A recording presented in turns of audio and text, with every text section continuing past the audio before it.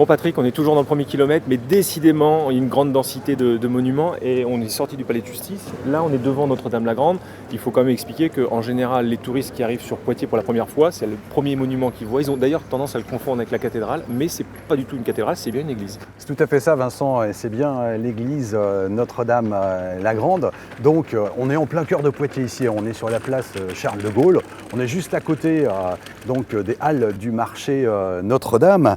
Et cette église romane constitue en effet une pièce maîtresse du patrimoine de la ville de Poitiers. Elle est notamment connue pour sa célèbre façade, une façade sculptée au XIIe siècle. Alors du coup, qu'est-ce qu'on peut y lire sur cette façade? Eh bien, la façade se lit comme un livre, en fait. Elle raconte une histoire. Alors, l'histoire de la Bible, de deux évêques et du Christ.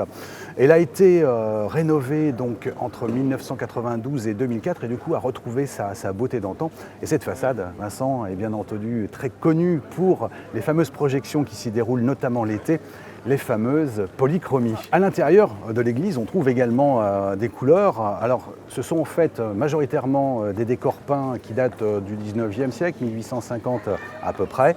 Donc, seule la voûte du chœur, elle, est authentiquement romane. On peut également préciser que l'église n'a pas la forme en croix latine de la plupart des églises. Alors, des légendes forcément autour de cette église, des histoires? C'est une petite légende, Vincent. En fait, c'est ce qu'il faut savoir qu'il y a bien longtemps, non pas dans une galaxie lointaine, mais à Poitiers, un prêtre aurait voulu remettre les clés de la ville aux Anglais. A priori, la Vierge serait intervenue et aurait tout fait pour que finalement les clés ne tombent pas dans les mains des ennemis de la France.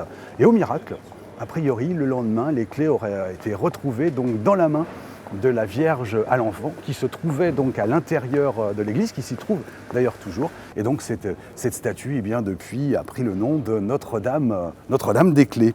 Voilà. On peut ajouter que l'église est finalement classée au monument historique en 1840. Depuis, finalement, après toute cette histoire, l'église continue son petit bonhomme de chemin dans l'histoire de Poitou, un peu comme toi, Vincent, qui va continuer ton petit bonhomme de chemin. J'y retourne parce qu'on a fait qu'1 kilomètre pour l'instant. D'accord. Allez, à tout à l'heure. Ciao.